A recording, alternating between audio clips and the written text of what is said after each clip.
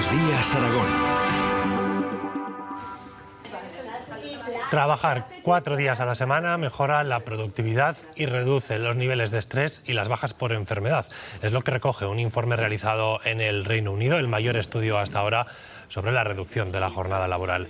Mejora también la productividad de las empresas y prueba de su éxito es que el 92% de las que la han probado van a mantener esa jornada de 32 horas. Y vamos a incrementar el MR. Y hoy nos preguntamos si eso es viable en España y lo vamos a analizar con Pablo Redondo, sociólogo. Muy buenos días. Hola, buenos días. Y Tania Grande, gestora de recursos humanos, socia directora de Ayanes Recursos Humanos. Muy buenos días a los dos. Buenos días. Bueno, sobre el papel, lo hemos visto, todos son beneficios, ¿no? Y la primera pregunta que nos hacemos es, y os la hago a los dos, ¿se puede extrapolar ese informe del Reino Unido a España, a nuestra situación, a nuestra sociedad, a la configuración laboral que tenemos?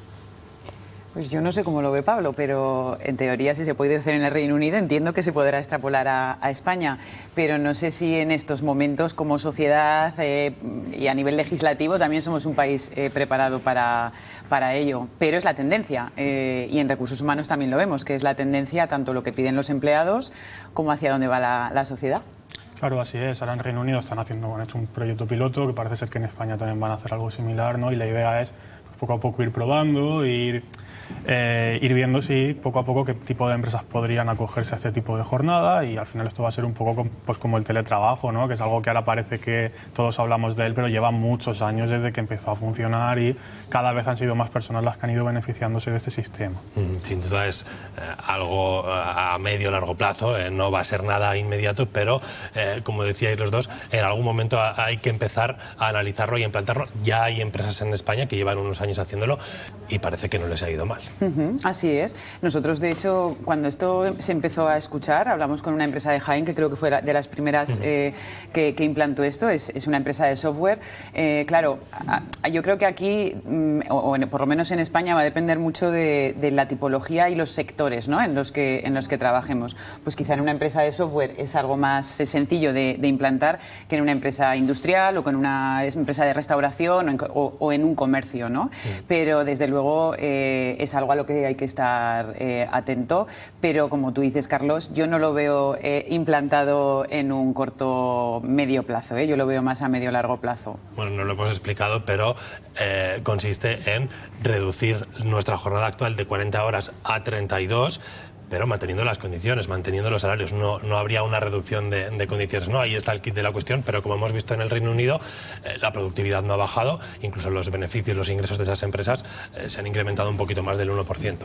Claro, así es. De hecho, claro, al reducir la jornada laboral de los trabajadores, mejora sus condiciones de trabajo, en el sentido de que pues reducimos esa sobrecarga que hay al trabajar tantas horas, facilitamos la conciliación familiar y al final son una serie de medidas que acaban mejorando la calidad de vida del trabajador y al final hace que esa persona, aunque esté menos horas en su puesto de trabajo, esas horas puedan ser más productivas y al final puede sacar el mismo trabajo en menos tiempo, ¿no? Además de la productividad, Tania, hemos visto en los datos del Reino Unido cómo se reduce el estrés, pero es que se han reducido las bajas por enfermedad laboral. También hay un dato importante desde el punto de vista de las empresas, ¿no? Y de la prevención de riesgos a tener en cuenta. Claro, prevención de riesgos, reducción de absentismo. Entendemos que la productividad aumenta tanto porque estas empresas implementan también digitalización o tecnología, ¿no? Y porque los trabajadores tienen un nivel de motivación, se supone, mayor, ¿no? Para mí esto es importante ver si es mantenido en el tiempo, ¿no? Sobre todo esta parte de motivación y reducción del absentismo. Que si es así, esto es maravilloso, ¿no? Pero nosotros ahora mismo, hoy por hoy, en el mercado laboral, lo que estamos viendo es que hay mucha escasez para poder seleccionar personas, ¿no? Y a veces estos estudios también pasan por incrementar un poquito el volumen de personas que tienen las organizaciones, ¿no? Algunas empresas han comentado que han tenido que aumentar el número de empleados para poder cubrir un poquito, sobre todo el servicio al cliente, ¿no? Muchas veces que demanda. Entonces, bueno, esto hay que analizar si es viable, ¿no? Con la situación que hoy en día tenemos aquí. Y falta también cambiar la cultura empresarial que tenemos, porque mencionaba Pablo el teletrabajo, pero es cierto que la sensación es que con la pandemia como que se puso sobre la mesa, pero en cuanto hemos vuelto a la oficina, el teletrabajo se ha quedado un poco en segundo plano. Sí, así es. La verdad que bueno, en el mundo empresarial pues hacer cambios de este tipo que no es un cambio menor para nada, ¿no? O sea, es cambiar toda la estructura organizativa de pues cómo están los horarios de las empresas, también cambiar las formas de vida de las personas, porque al final toda nuestra vida gira en torno a los horarios de trabajo y modificar los horarios de trabajo también significa pues al final cambiar la forma que la gente tiene de organizarse. O sea, sería un cambio que afectaría a la sociedad en todos sus sentidos, ¿no? Entonces, pues es cierto que un cambio de tal magnitud pues da un poco de vértigo, ¿no? Entonces no va a ser algo que se pueda hacer así de repente, sino que tiene que ir pues poco a poco probándose e ir adaptándonos a esas diferentes formas que podría haber de aplicar esa nueva jornada laboral. Y mencionabas, Tania, la legislación actual también. Ya pensando en una futura implantación o que muchas empresas no quisieran recurrir a esta fórmula, tal y como está pensada actualmente, diseñada actualmente, ¿puede adaptarse o habría que plantearse un cambio? Yo no soy una gran experta en legislación laboral, pero lo poco que conozco y sobre todo con los últimos cambios también del sistema contractual y demás, creo que habría que plantearse cosas, sobre todo si hay que incorporar nuevo personal a las organizaciones y cómo lo incorporamos a nivel contractual, ¿no? Entonces yo creo que aquí en España sí que a nivel legislativo tendríamos que hacer alguna modificación o plantearla. Y como dice Pablo, es un cambio social y como tal normalmente conlleva cambios legislativos también. Bueno, los dos coincidís en que tiene que ser algo que vaya poco a poco, ¿no? Vamos a ver, porque el Gobierno ya está dando los primeros pasos para impulsar la implantación de esa reducción de la jornada laboral. El Ejecutivo Central aprobó un paquete de subvenciones destinadas especialmente a las pymes del sector industrial. Conocemos ya los requisitos que deben cumplir las empresas que quieran optar, Blanca. Sí, porque ya fueron publicados en el BOE el pasado 16 de diciembre. Para este proyecto, Industria ha asignado un presupuesto total de 10 millones de euros que llegarán en forma de ayudas de hasta 150.000 para pequeñas y medianas empresas. Una cantidad que pretende, por ejemplo, financiar parcialmente los costes salariales que supondría la reducción de la jornada durante el primer año o la formación, entre otras medidas. La nueva jornada laboral tendrá que afectar a trabajadores indefinidos y a tiempo completo de las empresas. Tendrán que reducirles como mínimo un 10% de su jornada laboral semanal y tendrá que ser por una duración de al menos 2 años.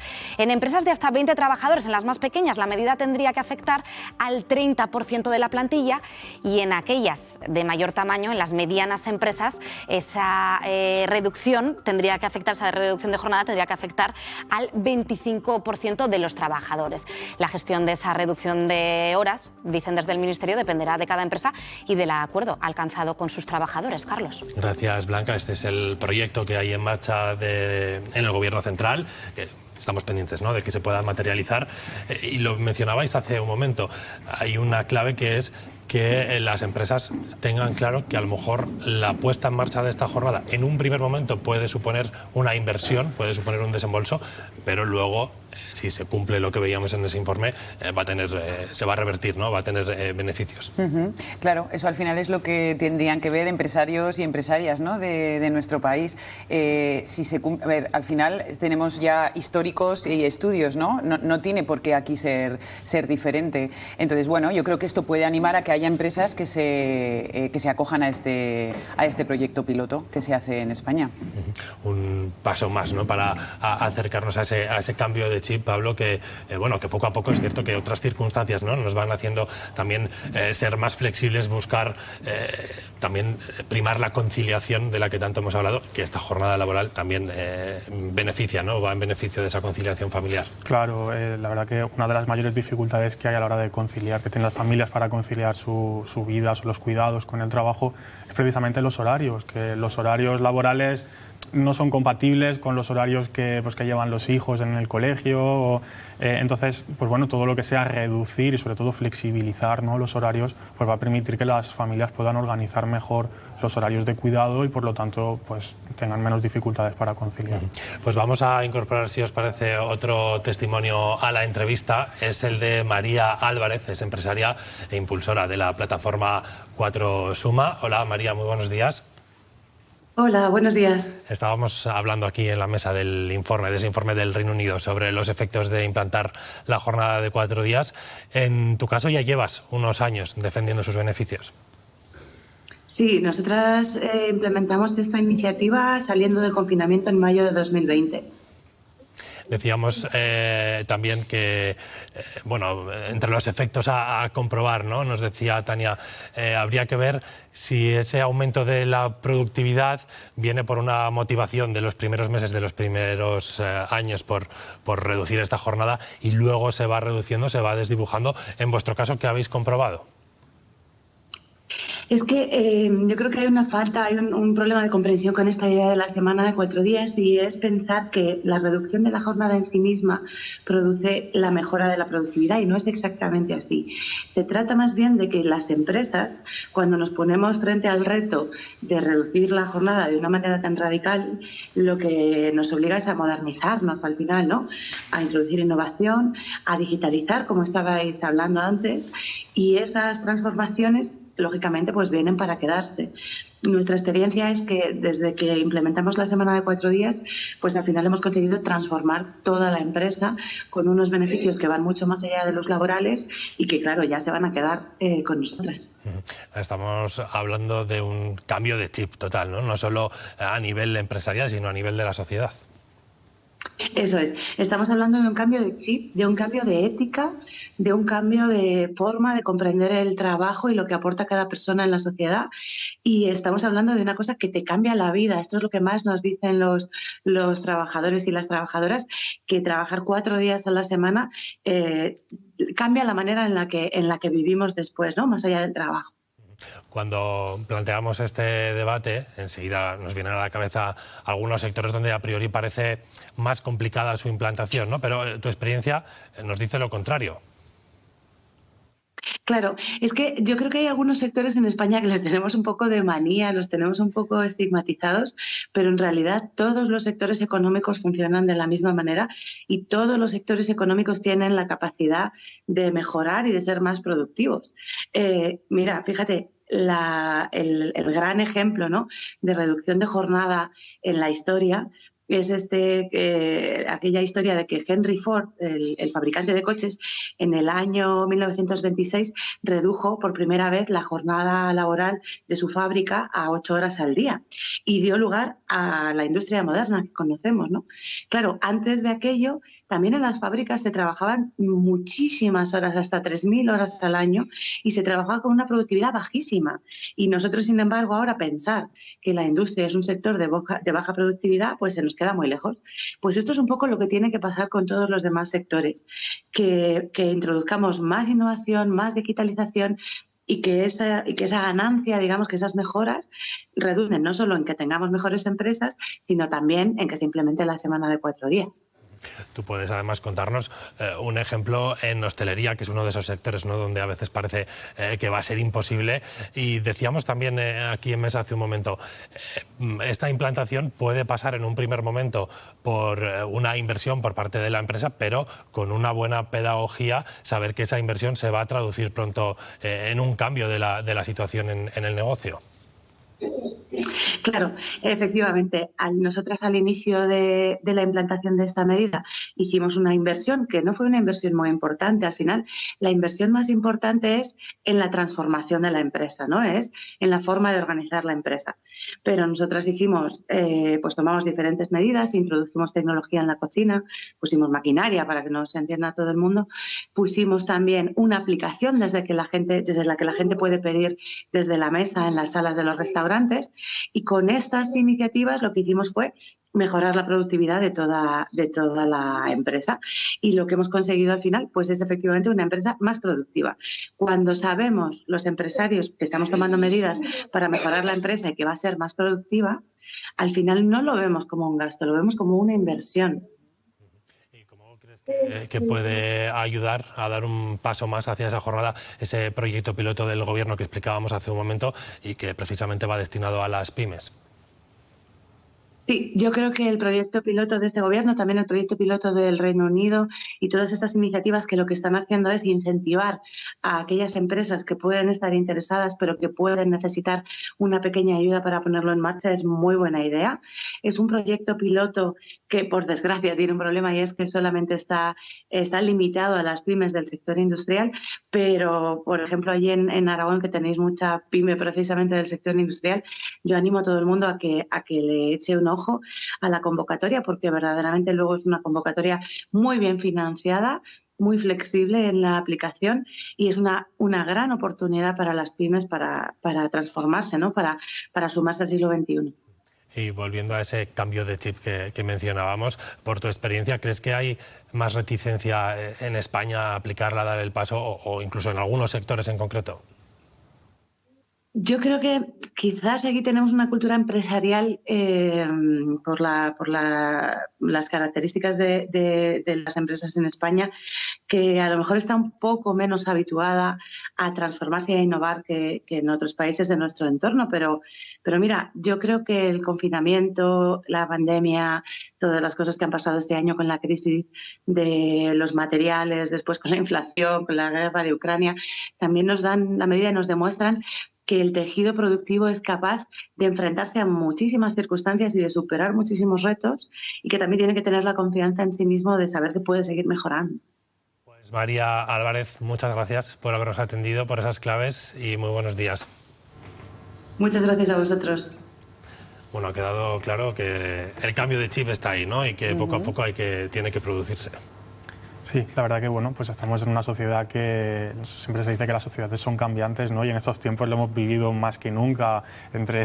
Estamos viviendo unos años en los que la sociedad está cambiando tremendamente, ¿no? Entonces, bueno, todas las partes de la sociedad tienen que adaptarse a esas nuevas condiciones y, por lo tanto, las empresas tienen también que modernizarse, y aquí, pues bueno, tenemos una oportunidad para ello. Y también se da el caso, Tania, de que, claro, van conviviendo distintas generaciones donde quizás la gente más joven es... bueno, pues está más predispuesta a estos cambios, ¿no? Viene más flexible, más familiarizada con las tecnologías, y ahí también hay un reto, ¿no? El convivir las distintas generaciones y dar el paso juntos. Sí, hay un reto que las empresas están en ello, y como tú has dicho, una palabra que hoy en día bueno, está en todas las mesas, que es la flexibilidad. Yo siempre digo que ahora estamos en una generación flex, todo debe ser flexible, entonces las empresas están amoldándose a todo este cambio que está llegando también y que lo demandan las nuevas generaciones que van entrando en las organizaciones. María, yo creo que no lo ha podido explicar mejor, ¿no? Yo creo que aquí lo que nos falta muchas veces es ese cambio de cultura, ese chip, ¿no? De decir, vamos a modernizar, vamos a digitalizar, vamos a transformar, ¿no? En el momento en el que ese cambio lo das, como decía Pablo, estamos en un momento social que abraza ese tipo de cambios. Y si sacamos, Pablo, un beneficio de lo que nos ha traído la pandemia, ¿no? A nivel social, quizás un mayor aprecio a nuestro tiempo, ¿no? Lo valoramos todavía más, y ahí también entra todo este debate.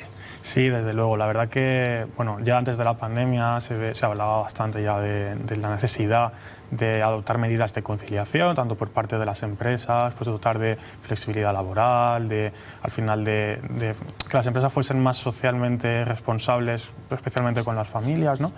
Y desde luego con la pandemia lo hemos visto, cómo era imposible, había que hacer lo imposible, ¿no? para poder conciliar con los colegios cerrados y demás. Entonces haya saltado a primera plana esa necesidad. Entonces hay que aprovechar, ahora se ha abierto una ventana de oportunidad, ¿no? Para introducir cambios, modificar, ¿no? Esas formas que tenemos de entender el trabajo y entender los horarios. Entonces hay que aprovechar este momento, que no se nos escape de las manos esta oportunidad, ¿no?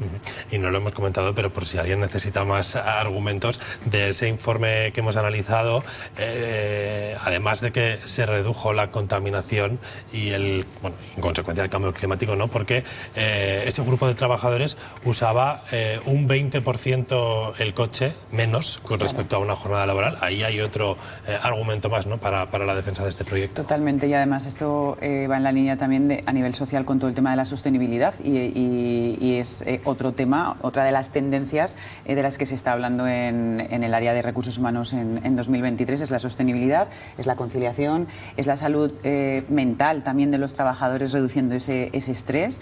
Entonces, es como decía Pablo, se ha abierto esa ventana, yo creo que es el momento de aprovecharla, y yo creo que con las ayudas, con estos estudios y demás, es el momento de que demos ese cambio de chip. Bueno, pues aquí hemos puesto un granito más, a ver si avanzamos y llega pronto para todos esa jornada de 4 días. Tania y Pablo, gracias a los dos por haber estado hoy en Buenos Días, Aragón. A ti. Muchas gracias.